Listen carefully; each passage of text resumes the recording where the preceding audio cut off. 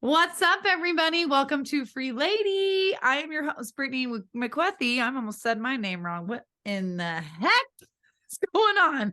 I swear that full moon just got me all crazy this week. I've been like on an emotional roller coaster, but it's been good, right? So we are here with Amber today, you guys. So welcome her onto the show. If you've never watched the show, you guys, this channel is about creating a safe space for you to watch or listen, where we give you tools and stories of how to free your mind and rip those chains off of your past and feel confident to be reborn into the person that you want to be. It's literally your choice. You have the choice to be absolutely free. It's just a lot of work, but that work is so worth it. So, of course, we're going to start off today with 3 things that we are grateful for. Today, I am grateful for trust. I had somebody tell me about trust today, and I was like, you know what? I just got to trust. I got to be in the moment, and I got to roll with it. Number 2, I am thankful for being emotional, because being emotional lets me bring out with the things that I'm feeling and not be scared about it and talk about it and be vulnerable with myself.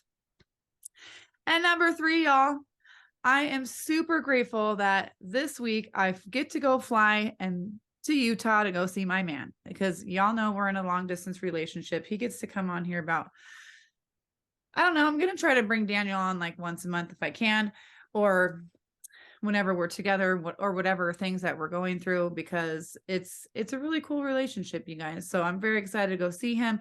Obviously, you guys are going to be watching this after I've seen him, but it's very, very cool. So Amber, what are you grateful for today, honey?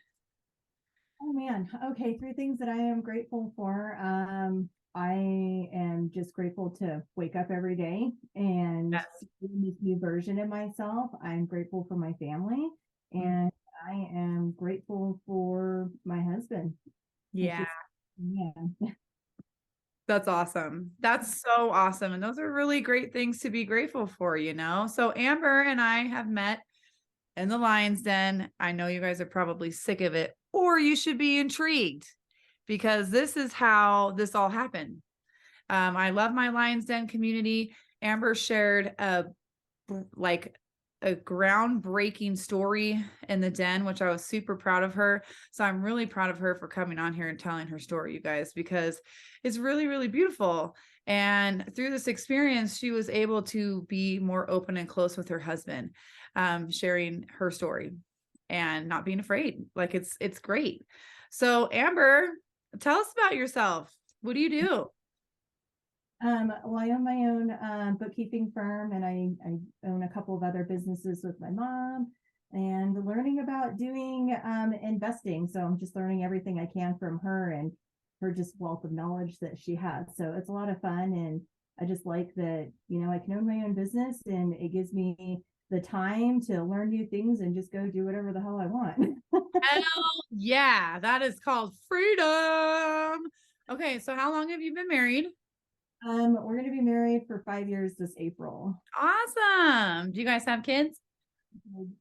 5 dogs, and we had 7 chickens, but a bobcat got in there and got them all. Shoot.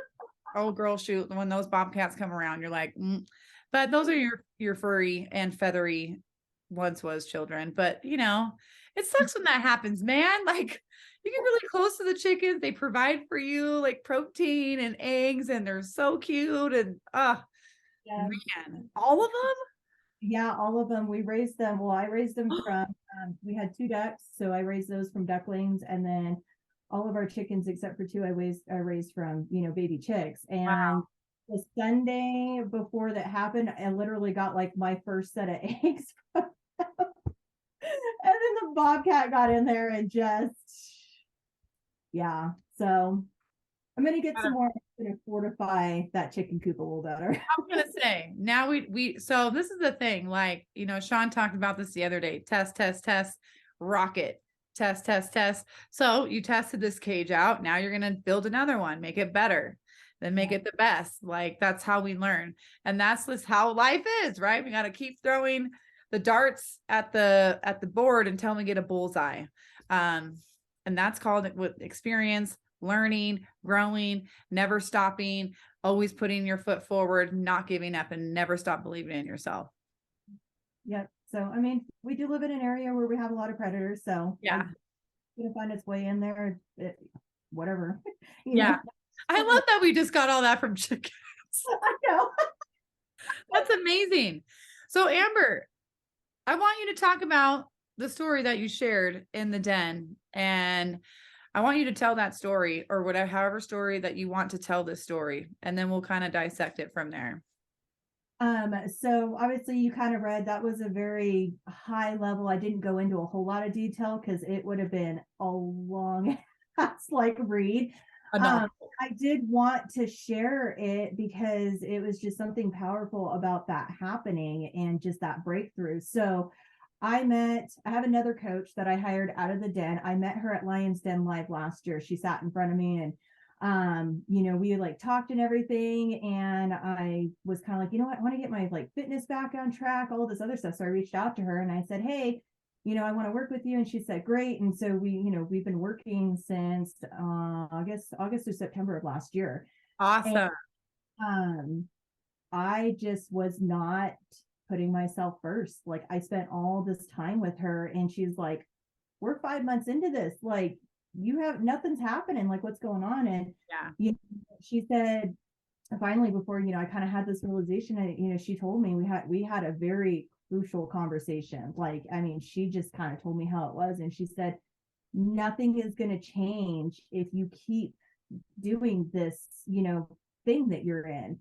You're not putting yourself first, you're not worthy. Like you need to sit down with whatever you're wrestling with and figure it out. You need to sit still. She said, because you're always go, go, go, go, go. Your mind never shuts off. Every time you're just because I could not sit with myself because I was always running from something.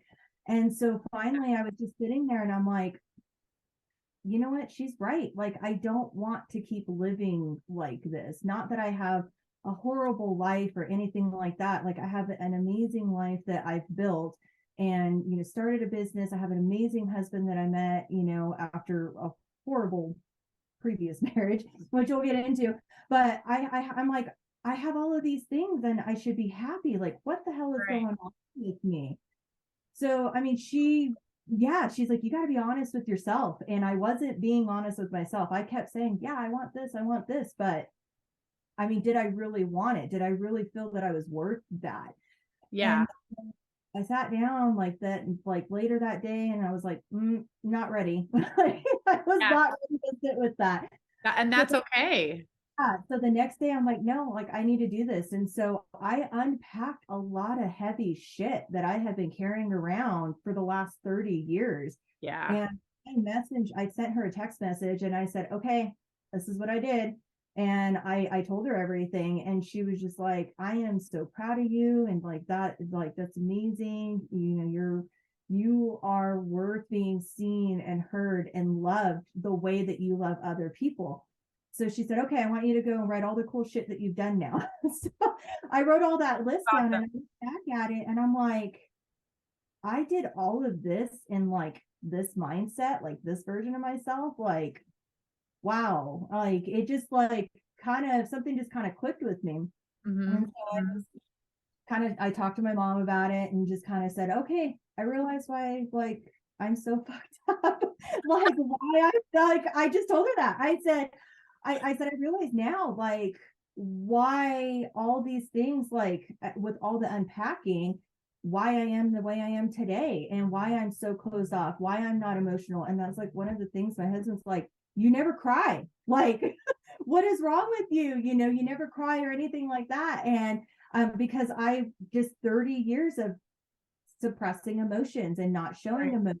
And I'm just like, I just have to have a hardened heart and I just need to put on this persona. Yeah. So I talked to her about it and, my husband came home and it was still very raw. So I wasn't ready to talk to him and share with him this breakthrough that I had.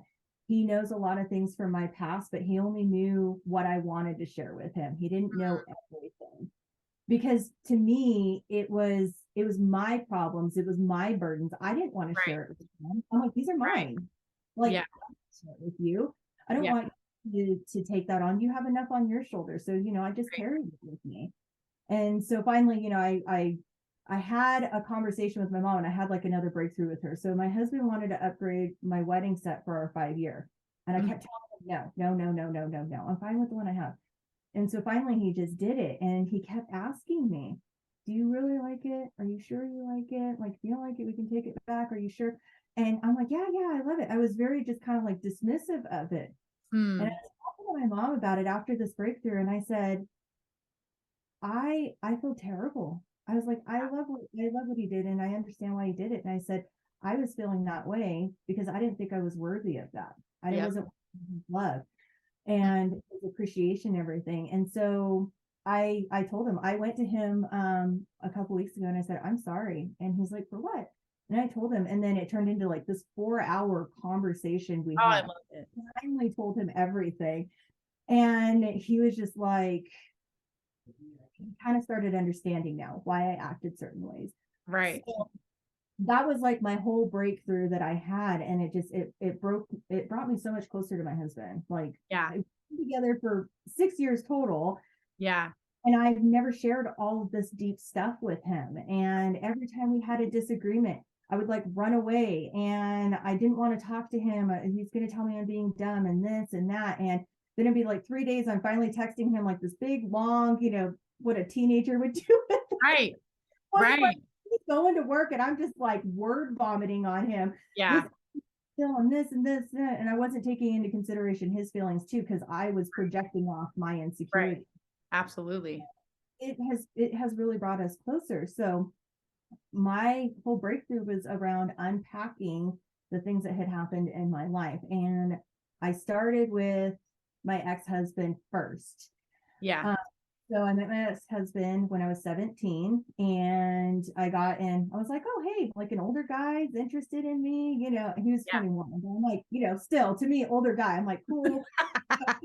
I'm just like all about it when I'm 17, right? Oh, girl, yes. Not knowing anything Yeah. about relationships. Like I was still in high school and didn't really have any high school boyfriends. My mom was a single mom. She was very strict, like no boyfriends, like until Okay.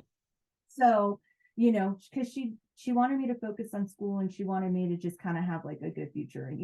Right. And so met my ex-husband and of all places, I meet him at a skating rink. So looking back, that should have been a red flag. Why is there like a 21-year-old guy hanging around a skating? you know, that should have been a red flag for me, but Yeah. back, it wasn't. And so it just turned into this whole relationship. Older guy, great. It got super serious really quick. And I ended up moving out when I was 17 and moved in with him. Yeah. And um everything was great, kind of like in the beginning, like new relationship, everything. The And highlight reel. yeah, and it kind of started turning like as it went along. And looking back, he was not looking for a wife. He was looking for a second mom. And me being young and naive, not knowing what a serious relationship was or even what Right. marriage was. Right. We did get married about 5 years later. So it was about 25, 24, 25-ish when we got Yeah. married. But I had lived that whole thing. Well, things started transpiring in that relationship of he became very controlling. Like when I would leave to go to work, I need to know when you're leaving to go to work, when you get there, when you go to lunch, when you're leaving, when you get home. Ooh. And so when I was younger, I was like, oh, he just cares to make sure I got there okay and I got home Right. okay. Looking back, that was not healthy because that's not what he was doing. He was Right. controlling everything that I was doing. He would control, when I can go and see my family. If I was with my mom, my phone was constantly blowing up. And then he had to know about conversations that we had when I came home. Like he had to control literally everything. Right. And it was very toxic. He was very abusive emotionally, mentally, I understand that. verbally. When Yeah. we would have fights, he would be, why you're being dumb? Why are you acting like that? And so that kind of stuck with me, and anytime I didn't respond to him in text messages, I was being accused that I was out with some other guy or I was cheating on him. And when I was going to college, I had to text him like who I was sitting with, who I was talking to. I couldn't talk to any of the guys in the class. If I Wow. went in class, I had to call him because he had to make sure that I wasn't talking to anybody in class. And it, going to college, especially, at a younger age, like right out of high school, like that's a serious thing and it's Yes. stress itself. And then you have Absolutely. this. Yeah.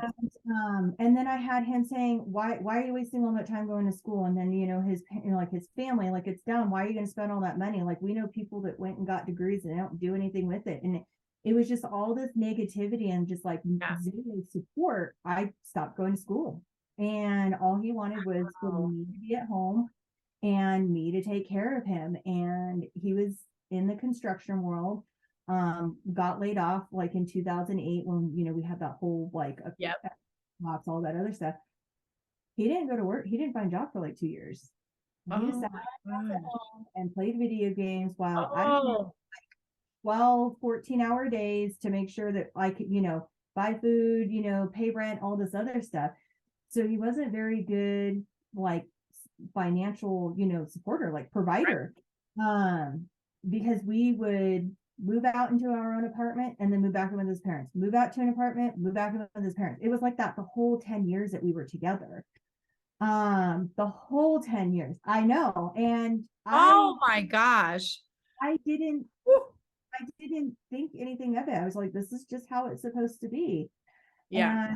And finally, I was kind of like, I'm tired of this shit. Like, I'm tired of the empty promises. I know he's going around and fucking around with other people. I know he's doing this thing. Like, this needs to stop. Like, I can't do this for another 10 years. No And way. I really wrestled with that because of my faith and divorce. And, when you get married, it's like you get married and you're in it for the long haul. And I really wrestled with that. So we did marriage counseling and oh, I'm sorry, I promise I'll change and blah, blah, blah. And it would be good for a week. And then it would be like right back to it. Or, Right. he would get me things and then it was like he expected something in return. Ugh. And it was just like really, it was just that whole cycle of that. And so finally in 2015, I told my mom, I said, I can't do this anymore. Yeah. And she's, I support you in whatever decision you make. She's like, sleep on it. And if you wake up tomorrow and you still feel the same way, then you need to let him know. And I said, Yeah. okay.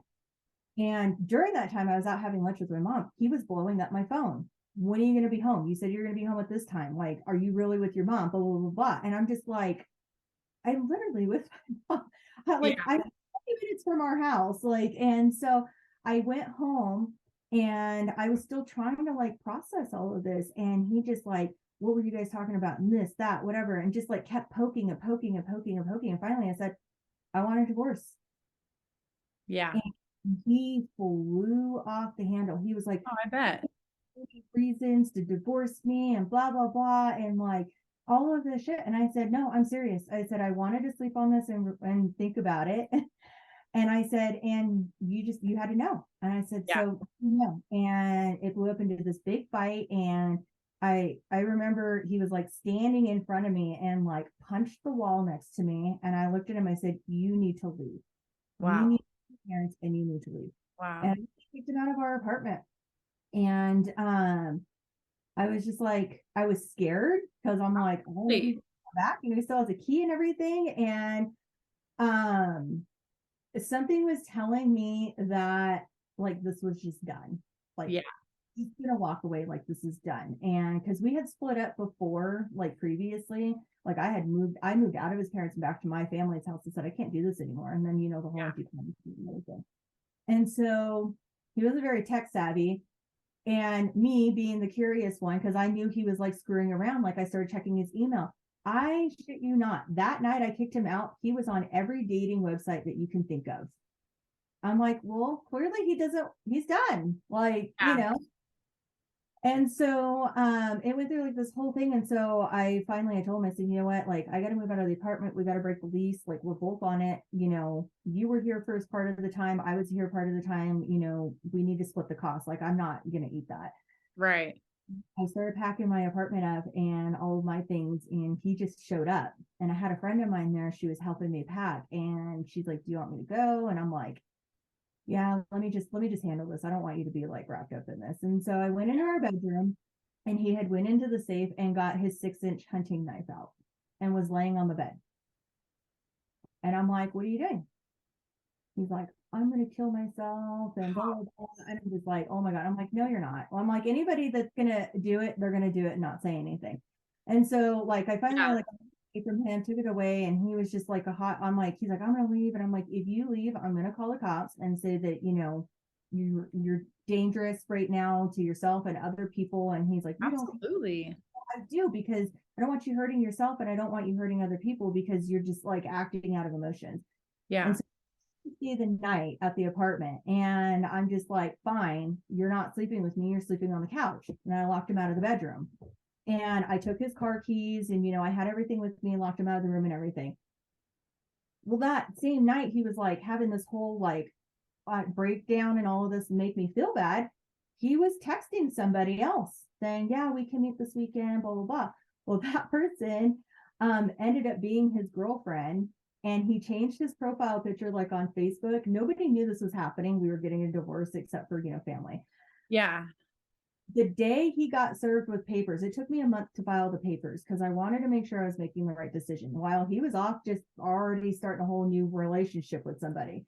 So the day I served him with the divorce papers, he changed his Facebook profile picture to him and this girl, and that he was in a relationship. So then everybody was like texting me, "Wait a minute, that's not you in the picture. What's going on?" And I'm like, "We're getting divorced." Like, I wasn't going to announce it to everybody. Yeah. And Nobody's so he was business. already in this relationship with her. And I'm like, "Okay, like, you Yeah. clearly not want to try to fix Those it." type of men, like, I mean, I've been with those type of men too. And those type of men, number one, don't love themselves. They actually truly, truly hate themselves. And when they truly hate themselves, they want to be controlling of somebody else. They want to put all their feelings, their thoughts, their jealousy, their anger into somebody else. They want somebody to take care of them because they don't know how to take care of themselves, because they don't know how to love themselves, which was probably taught from his parents. Okay. It's this whole cycle. And we're the only ones that can stop to break this. But in return, these men can be narcissistic assholes who verbally abuse women, verbally abuse themselves. They are so quick to get into other relationships because it's the highlight reel, right? And this is like just with narcissistic men. And I will tell you, I have dated so many of them. And it wasn't until the last one I finally was like, ooh, that is like the biggest red flag that you will ever see, is when they go at you and they tell you they want to be with you forever, like Mhm. in 1 month. Yeah. They tell you Yeah. everything. I was That is a like, narcissistic personality that wants to control you and put all their fun times with you because it's brand new. They feel really good. You are their endorphins because they don't know how to get their own endorphins because they don't take care of themselves. They don't work out. They don't, well, some of them do work out, but they literally don't love themselves. And so they're going to make you also feel bad, like saying, "Oh, I'm going to kill myself," and all this shit. Like, you know how many guys do that? I mean, women do it too. Let's be real. yeah. But like, it's it's horrible because women, for the most part, like yourself, were probably in this position and you were young, like, all you wanted to do was pour love into this person and show like love and be loved and all these things, when he was just trying to pull all of your love out of you to use just for himself, as a Yeah. very selfish asshole. I'm going to say it again. And like, And that's a lot for you, you know what I mean? when we met, I was 17. So, still like kind of in my prime, but Right. and I remember he would always tell me that I was fat. And I would look back at pictures when I was 17, and I'm like, I was not fat. And our whole relationship, it was like that. And so, of course, he was looking at the girls, blonde hair, big boobs, skinny, Yeah. way out of his league, which he attempted to try and he got shot down real quick. That's not his league to play in. when we split up. And all of this stuff, he's, I'm fat and nobody's going to want you. Like, nobody's wanting you now. Like, you're nothing, but like all of this stuff. So all of that stuff, like, and I turned to, like, at that time, my coping was like eating. So I just ate and ate. When we finally divorced, I literally was at my heaviest. But looking back at like the earlier part of the relationship, I was like, I wasn't fat. What the fuck was he So thinking? look what he was teaching you. He was making you feel these things, and you were slowly, subconsciously making new agreements with yourself. Now, you probably were brought up with your mom. You said you had she was a single mom. So you're already brought in to like protect yourself. You're protecting yourself, protect yourself. So eating is also a copanism of like protecting yourself. That's all you knew how to do, right? You're trying to protect yourself and you're trying to serve. And so, but slowly, when men are so narcissistic and they're so evil and they're controlling the way that you think. They're changing the way you talk to yourself, the way you look at yourself, the way you feel about yourself. And these actions will go into what the actions of your life. So you're here at 17 years old, feeling great, feeling fucking hot and fine, right? And then you're coming into this place where and you are very beautiful. You are so beautiful. And you're beautiful because you're being vulnerable and you're being transparent and you love yourself, right? So, but he's manipulating you into believing these things that aren't your truth. And that's what these guys love to do. It's so sick. But you made a choice to get out of it. And I'm sure like through this time, you've had to slowly regain your confidence, make new agreements with yourself. I was brought up, I've been told I'm fat from 2 family members. And one of them told me that not that long, a couple of years ago. And I'm like, you know what? Y'all don't touch me because I love myself. And I don't need to take that from you because I know my truth. I'm on this road. You're on that road. Yeah, it was a lot. Even leaving him, I still was in that mindset. But absolutely, he came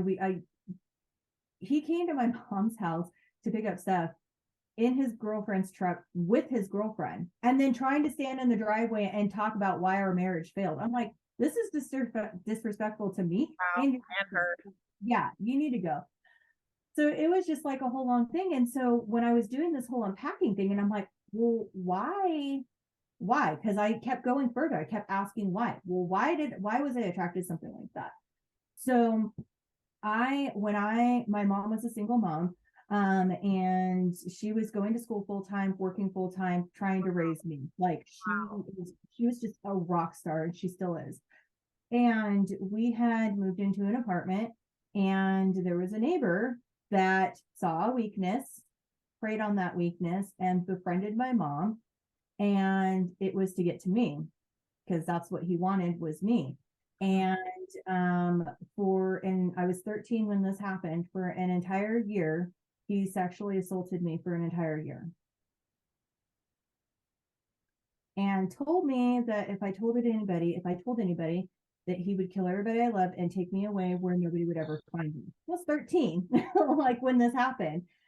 And I dealt with that for a year, and I would try to go with friends with school, and he was following us. He would go sit outside my middle school.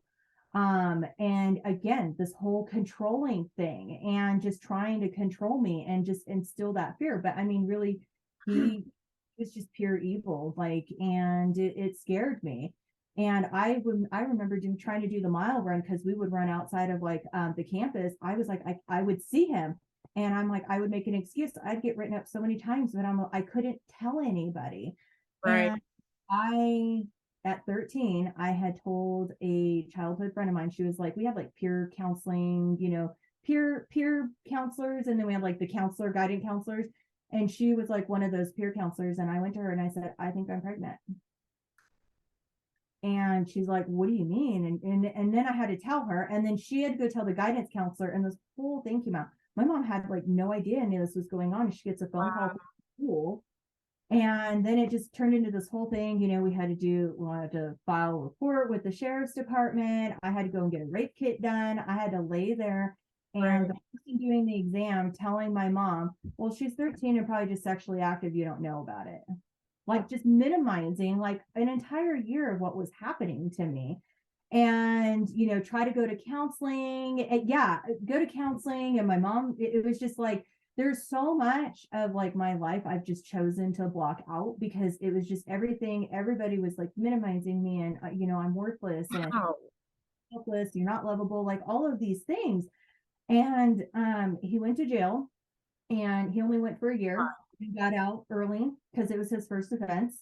And when I was 15, he came after me again. So then he went to jail again, and I had to at 15 go and set up a bus operation. So I had to talk to him via like AOL chat when we had AOL chat back then. Right. Finally convince him to meet me. And the whole time I'm having these conversations with him, like I had a detective sitting with me, and I had to have the most disgusting conversations like no teenage girl should have with an adult man. And he was 15 years older than me. He was 28 when he first came after me. And I had to have and I just felt so gross, and I'm just disgusting, and I just all this dirt and just filth on me, and having those conversations with him. And during that period of time, like after he got arrested, like when I was around 14, I attempted suicide many times because I just wanted to forget it. It was rough. It was rough. And my grandma saw, I'm sorry, my grandma saw like the scars, and she's like, what is going on? And I'm like, oh, it's nothing. I try to cover them up. That's why I have like a full sleeve tattoo, because it kind of covers up the scars. So I had to set up with him a meeting, and I said, oh, my friend, because I was 15, so that was kind of like around, I had friends that drove, and I said, oh, I have my friend that's gonna, drive me, we'll go meet here. And I told the detective who was kind of sitting behind me, I said, that's him at the signal light. And she said, okay. And so he pulled around, and I'm not kidding you, like 20 cars came out of nowhere.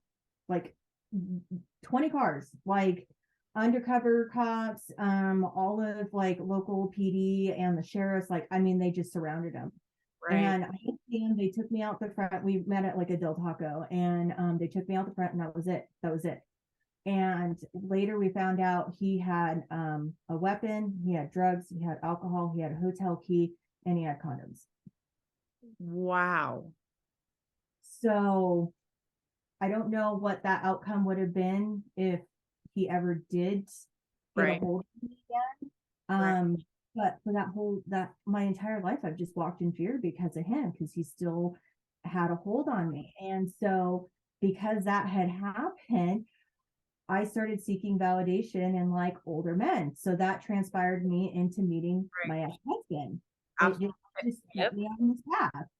And that I'm only worthy of, being used for other people's their needs, and everybody else's needs is above mine. And being at the age of 13 and being used for somebody else's needs and their wants, not caring about me, it just kind of set me on that trajectory path for that. Right. And it was rough. I mean, what I went through with that, like nobody should experience that, like nobody. And it's just, that is evil in its purest form. Yeah. Can I ask you a question? Where was your father? So my parents divorced when I was 9, and this was a part of the unpacking. Yeah, because like it sounds like you were just naturally had to protect you. One, you had to protect yourself because your mom was protecting you and protecting your family, having to work and all do all these things. Right. And then you're coming into a place of, when you protect yourself, and you might not feel like, I know you and your mom are really close, but she also was gone a lot of the time too. Not her fault. She had to do what she had to do. But then you're in this place of like wanting love, to receive love, wanting to feel love because your father's not there. which we'll get into, and your mom is working so hard and loves you, but you are protecting yourself. You're feeling rejected, probably from your father, and you're wanting these things. I mean, you are not alone in this story. And you're right. No one should ever feel that way, because these things, when you're young, you're so vulnerable. You're like a delicate fucking flower, and these sick motherfuckers think that they can just swoop right in and literally try to ruin somebody's life to suicide. Exactly. And I You know had what I talked, mean? And yeah, that is so rough. And like, no kid should ever have to go through this. And I'm so glad you're telling this story, because this has happened. This is going on a lot, where women are in this place. And then because of how they are treated, they feel like they deserve that. yeah. And it Oh, wasn't much later had talked to my mom, and this this person, I got in a really bad car accident with him. And the doctors were like, we don't know how you survived that. Like, I should have died in that car accident. And then my mom was like, told him like, no more, you can't see my daughter anymore, blah blah blah. But my mom didn't know that this other piece that was going on. right. And that just kind of made him turn into this just spiral. Like, I mean, in it, her not knowing what was going on, because this is obviously before I told like my friend what had happened. Yeah. Um, it Her telling him he can't see me anymore made it 10 times worse for me, and she didn't know, Right. because she didn't know what was going on. And so much later, after my mom and I kind of like talked about it a little bit more, she had told me that his mom knew he had a problem, and I wasn't the first one he did this to. And the first girl, or the first few girls, some of them, like, it just kind of went away. The other girl did commit suicide. And yeah, I found that out like much later. And I'm like, I could have been the second one. I could have been the second one. But I I was the stopping point, like, for that, for him. And he went to jail once, got out early, went to jail again, and he went in for a lot longer this time. And then he ended up getting out. But I'm like, I could have been just like that other girl. I couldn't be here today.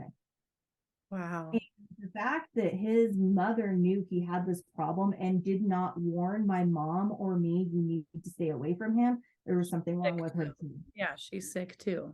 Yeah.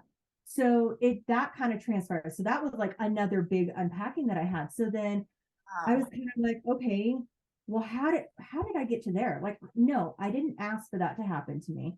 But I started unpacking, and I'm like, well, why? Like, why did that happen? Like, what could I have done differently that I could have in my control to, like, for that not to happen? So I started unpacking more.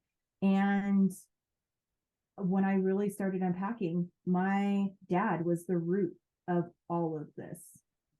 And so I, in my mind growing up, I thought I was a daddy's girl. I'm the only child. Like, I'm the only child that they both had. And growing up, I always thought I was a daddy's girl.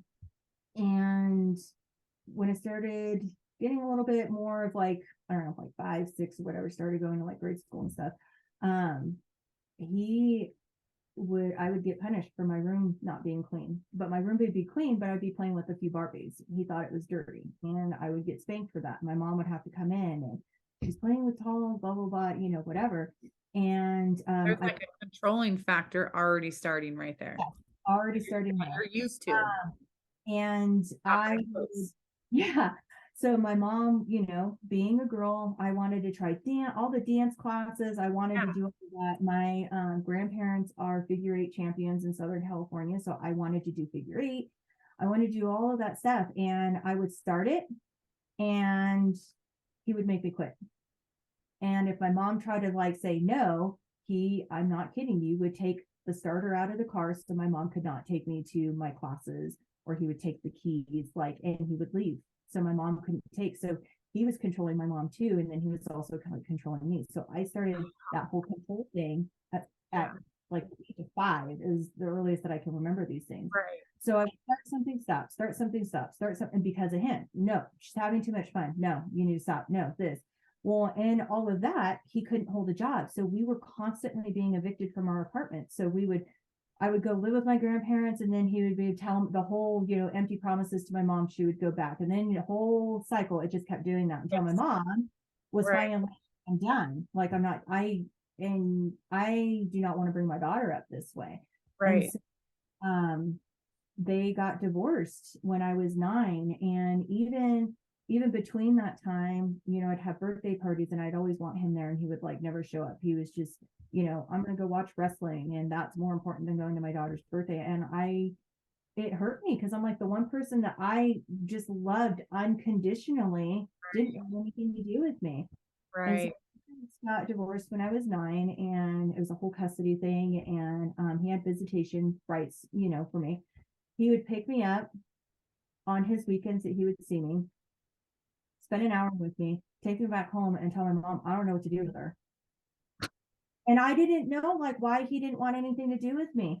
Or he'd be like, yeah, I'll come pick you up. Yeah, we'll go do this. I'll come pick you up, and leave me standing in the driveway until 9 o'clock at night waiting for him. And again, I'm this little girl who just loved her dad unconditionally. And then I started at such a young age, what's wrong with me that my dad doesn't want anything to do with me? Yep. He Yep. was the starting factor of this path I set off on my life of feeling worth, I'm not worthy, I'm, helpless, I'm not lovable, all of this. And after my parents got divorced, like when he would spend time with me, he would use me to get information on my mom, because he still wasn't over my mom. He still wasn't over, he That didn't want control. that control. Yeah. So again, that started with, I was only good for being used for something that somebody wanted. So that just started this whole path. And it took a lot of unpacking, a lot of unpacking. Yeah. Yeah. And even up until, I want to say, maybe 3 years ago, maybe 3 or 4 years ago, I kept still trying to have a relationship with him, and he just didn't want it.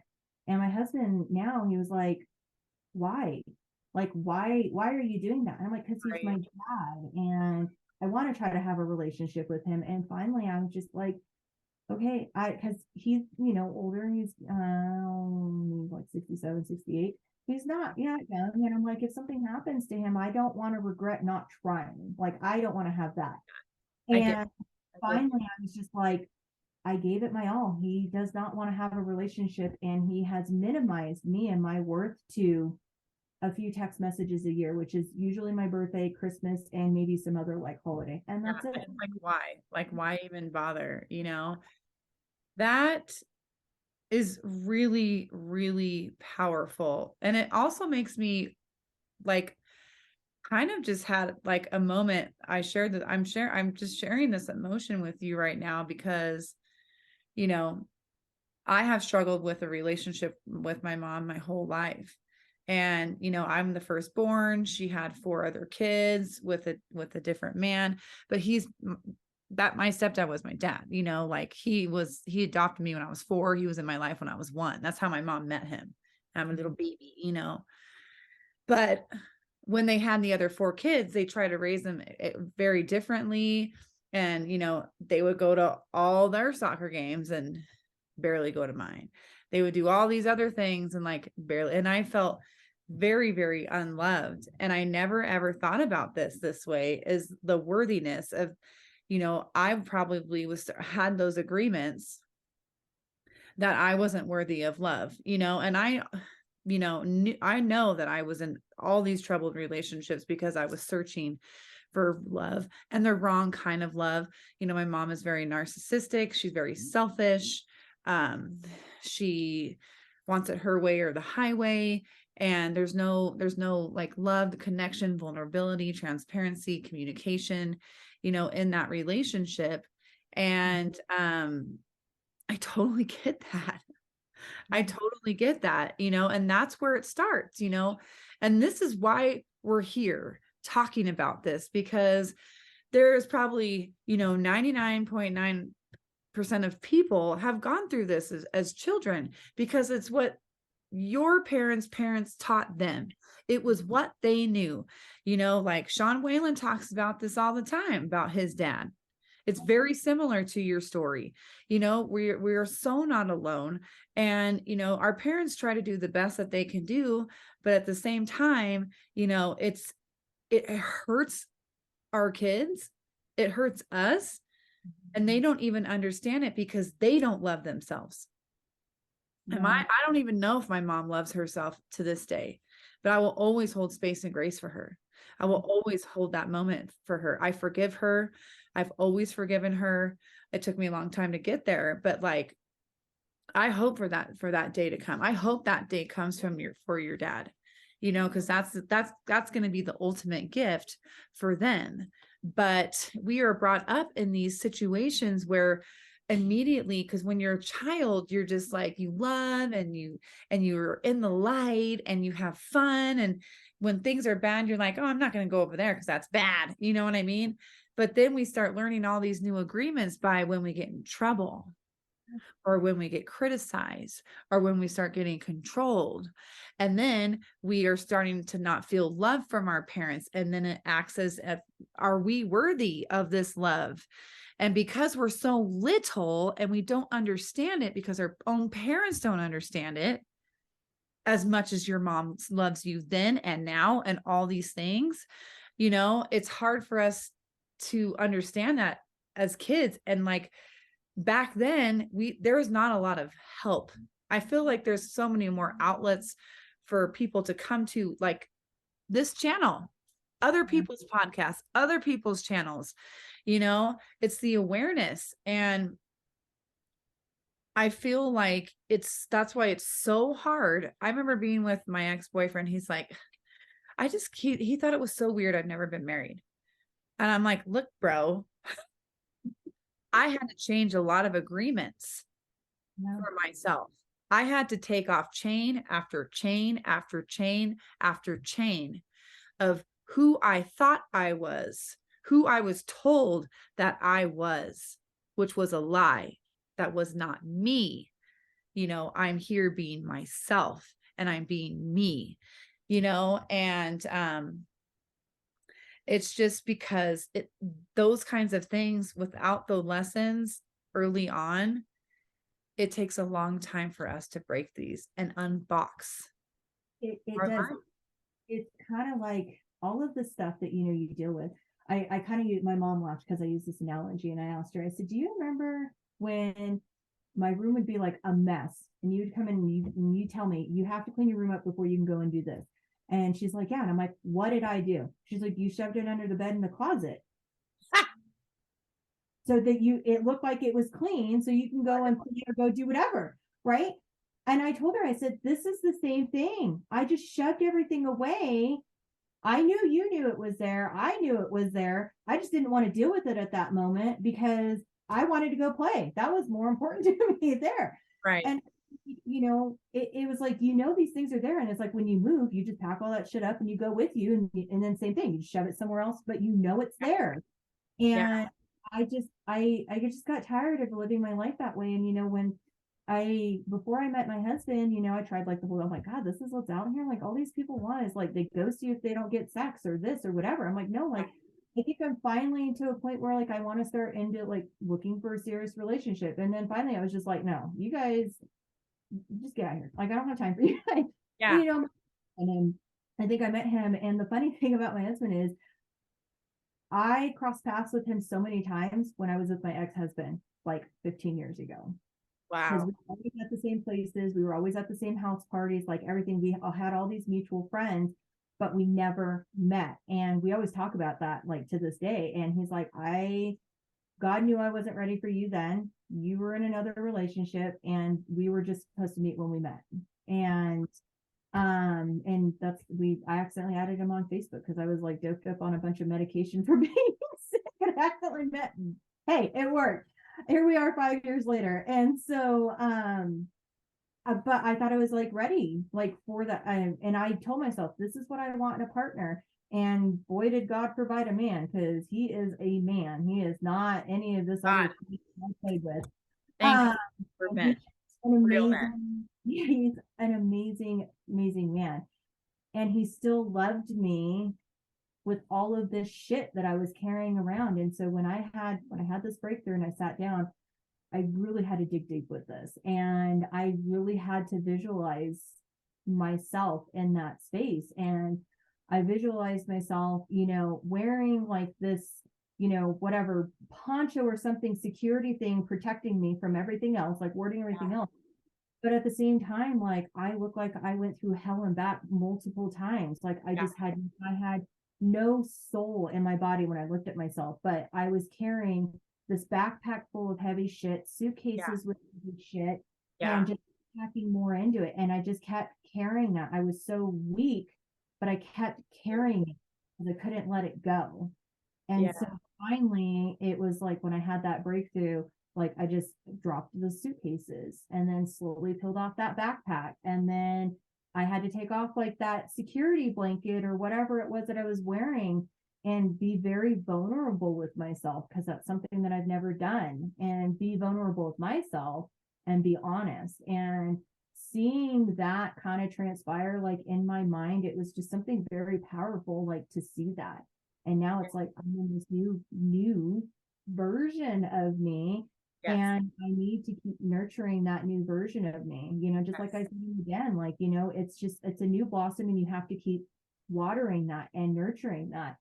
And I'm still working on it, Right. like this isn't something that can happen overnight. But No. now I've shifted my mindset to where I see like this, soulless version of me over here, just kind of like watching this new garden like growing, and just like I'm gonna throw something over here, like, so if my husband and I have like a disagreement or something triggers me, I have to stop that spiral Right. before it just takes over this new garden that I'm trying to, like, Yes. nurture. And Yes. now I'm starting to get in the habit of recognizing things that trigger and how I respond to them, because otherwise I'm gonna backpedal and go back to how I was, and I don't want to do that. Right. I don't want to keep living that way. And I just think of all the things I accomplished in like that version of myself, that Yeah. vessel, everything that I accomplished, and I'm like, what can I accomplish with this version? Like, Hell I'm yeah. looking at this, I'm Hell like, yeah. I'm not a survivor. All of these things happened to me. And, if somebody would have told me like this was meant to happen to you, I'd be like, fuck off. Like, I didn't ask for any of that to happen to me. But looking back now in this new mindset, like, yeah, like I wish these things would have happened, but I wouldn't be who I am today. Yeah. And I think part of me didn't want to share any of this with anybody because I didn't want people to be like, oh, well, you survived it and this.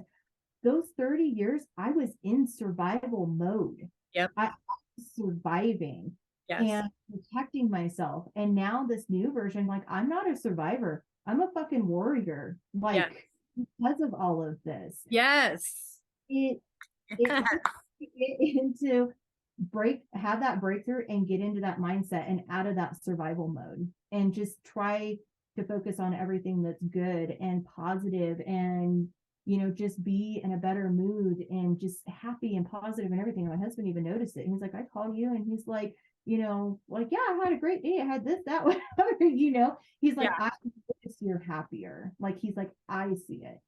And he's like, he's just so supportive about it. Like, he's just an That's amazing. so amazing to have a man who sees that in you and believes in you, and that he still loves you through all this shit. He loves you even more because of this transparency and the truth. And he gets to see who you really are. Right. And that's so beautiful. But it's also so crazy that he didn't know these things for 6 years, right? And now he's getting to know a new person, and he loves you for you. So I want to know, like, when you started unboxing, what were the tips and tricks that you did to unbox those things, to set down the suitcases, to take off the backpack? What did you do?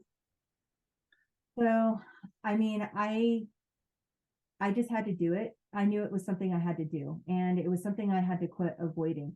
So I just sat down with myself. And when I sit down And I mean, because I'm sure you saw like in the den where I'm like, hey, how do you guys meditate? Because I'm like, my mind's doing this all the time. Yeah. I had to turn that off. Yeah. I had to turn it off, and I had to just sit with me, and I had to really, I just kept going through this process of why. Okay, so this happened, but why? And I had to keep asking myself why to get to the root cause. And I mean, this is just something, with my whole consultancy thing, business with my mom and trying to help find the root cause. You always ask why, because there's always more. It's Right. not a one and done answer. Well, just because. No, but why? Like, why did you stay with him? Right. Why did you even like, why did you entertain that idea with him? So I had to keep going through this process of why until I finally couldn't answer anymore. And Yeah. that was the root cause. And that was my dad. And I had to keep going back and going back and going back. And it's very hard to do that. And I had to sit with It is. myself. It And when is. I felt that it was too much, like it was just too much, I would just kind of take a second and just like breathe. And especially reopening those wounds, especially with all of the abuse, I had to sit there and be like, I had to be with myself and aware of my surroundings and be like, I'm safe. It's okay. Right. We need to keep going through this, and we need to Right. get to the root of it. And I just took my time. I had to have patience, and I had to have grace with myself. Absolutely. Not easy, especially when you've carried something, these heavy things like this for so long. Right. And I think I had to kind of detach myself from it, Yeah. as if somebody was to come and see me, like, how would they really see me? Like, how would they see my soul? Right. Somebody was to see me. And the way that, when we have all these lies that just kind of, Right. lies that we've been telling ourselves for so long, Right. it alters your thought pattern. Yes. And so you're like, okay, well, this is how I see myself. Yeah. I just carrying all this shit with me, and I look like I've been through hell. Like I haven't slept, I haven't this, like whatever. And I had to really visualize myself and really think about, like, is this how people see me? And how do I fix this? You Right. know? Sitting in And that so like darkness, man. yeah, having that strong visualization and Right. attention to it, and then just finally like, okay, I'm taking this suitcase, opening it up. Okay, this all happened to me. You're part of my past. Like, you don't control my present and my future self. Okay, you Right. go over here. Open the next one. Same thing. Right. Take the backpack Right. off. Same thing. Take everything off. Now you're vulnerable, and you have to tell yourself it's okay. Yeah. You You can't- do. I mean, when you're sitting in that darkness, the darkness is going to teach you everything. Yeah. And it's really hard. And I say this over and over and over again. People don't want to do hard work anymore, No. especially now. Like, It's getting worse and it's getting worse, and it's really affecting our children and, our teenagers and all this stuff and all these things because it's so much work. But this work is beautiful. you. And This work is like you're being reborn. You're literally shedding that life, and that person is gone eventually. It is yeah. gone. You respect it and you're thankful that you learned all these lessons, because the harder the harder you work to push these through these work, you become a mother effing badass, Yeah. because you work through those things. You sat in the darkness and you're really transitioning into fully loving yourself, aren't you? Yeah. Yeah. And when when you don't face these things, and it always follows you. Doesn't matter where you Yeah. go. Doesn't matter if you have a successful business, a successful life. If you don't take care of these things, they're Yeah. always going to haunt you. And you're always going to start second guessing. And I know, like, when I started my business, I totally had that imposter syndrome, but it's because of all the shit back here. Right. And it's like, when you're doing these things, you have to be very aware, because it's so easy to blame other people. Well, it was my dad's fault. Oh, it was this guy's fault. It was it. But you have to, like, it's so easy to just blame other people so you don't have to deal with it. But Of course. you have to step back, and you have to just like really unpack it. Like, you can't keep doing that, because you can't keep going through the life this way and just blaming everybody else, because whatever you're still hanging on to, it's going to follow you no matter into your grave. Absolutely. And that's why you want to blame others. You want everybody else to feel your pain. You want to be play the victim. You want people to feel sorry for yourself because you don't want to handle it. You just want, just like, your first husband, he didn't want to handle it. He wanted to play the victim. He wanted you to take care of him, but then he was manipulative and controlling and, playing a woo was me kind of guy. And then let me invest into a new girl to have these new feelings and I feel good again. It's like heroin, you know what I mean? That's what they are after because they don't want to face the mirror. Yeah. And I had to I had to block him on everything. Like when I met my husband, because when we got engaged, he was texting me, "Isn't that a little soon?" And I'm like, "Dude, we've been divorced for like 2 years. Why are you worried about what I'm doing?" And it was like he was still trying to compete with me. And I'm like, and I'm like, I know you're getting blocked from everything because you don't need to know what I'm doing in my life. Like, Yeah, you he was still trying to control you. not control me now. So it's just, you have to, sometimes you have to just cut those ties with those, that toxic. You have to just completely cut it off. And, my husband talks to me when he says this, he says, "I'll cut my arm off to save the rest of my body." And sometimes you have to do that. Yeah. You have to do that completely with your past. You need to sever, those ties with the past. And, sometimes when it's family members or friends that Yes. are, you have to just cut them off because you're not going to be able to grow. Yeah. And not having making sure you have a support system too, and people that are going to support you through this, because if you don't, you'll never get out of this. Like, you're just Yeah. still going to be thinking it. Absolutely. And that's a really good point that you brought up, and about changing your circle of friends. And when you're growing and other people that you've known forever and you still love them, of course, if they're not growing and you're still kind of in that pattern with them of them not growing, it makes you feel bad for growing, right? So no matter how hard it hurts, you have to cut them off. You can still be friends with them and love them and whatever, but you're not going to be close with that person anymore because it is going to put you in the back in the fog instead of the dream. And when you're growing, you have to have people that are growing around you. So you go like this instead of withering down here. And it's really hard to do that as you get older.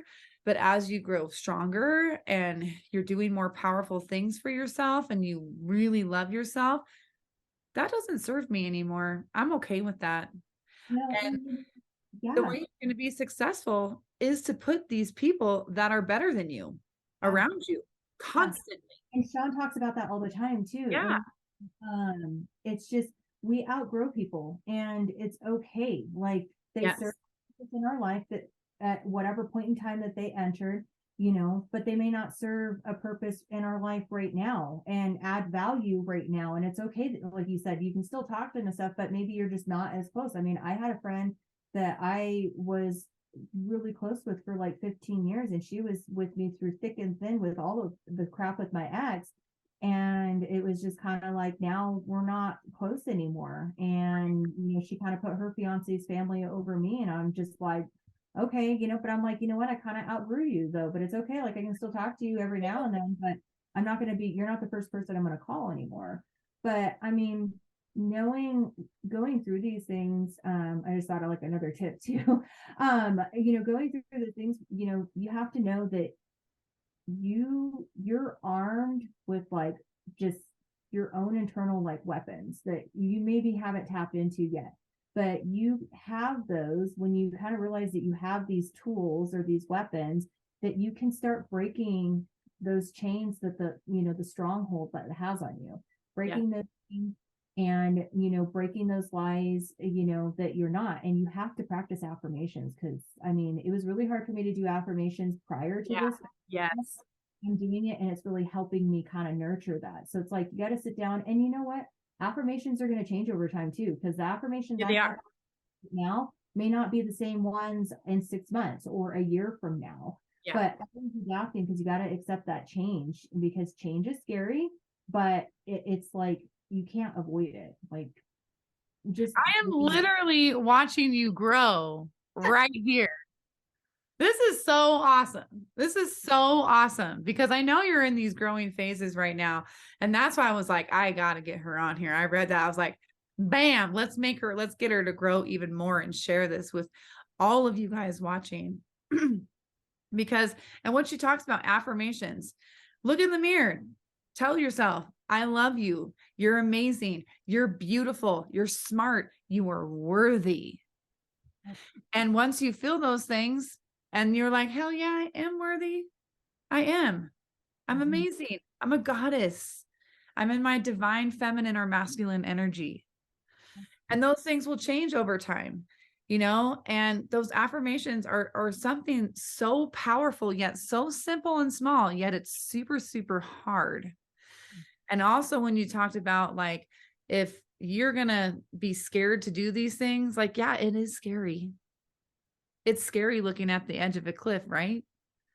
But that edge of the cliff might just be a little entrance to another doorway if you don't try to get over your fear. Because getting over the fear of something that you're scared about yourself is going to make you survive. It's going to make you live your better and best life because you chose to get over that fear. That is so beautiful. That is so beautiful. You just have to get out of your own way because we are always the barrier to those changes and getting over those fears. Absolutely. Absolutely. This is so magnificent. Like I feel I felt so many emotions through all this. And your story is so powerful because it's common, you know, and that's the sad thing is that this is very, very common with what in today's world, with yesterday's world, is just people and, you know, getting manipulated by partners and people and things. And it's our right to stand up for what is right for ourselves, to be our true self and to love ourselves. And I think it's so beautiful that you were able to see your steps of growth continue to growth. And I don't know who this coach is, this other coach you hired, but whoever this person is, please, like, please tell them I love them. I don't know who it is, but tell them I love them. I'm sure I do know who it is, but like tell them I love them.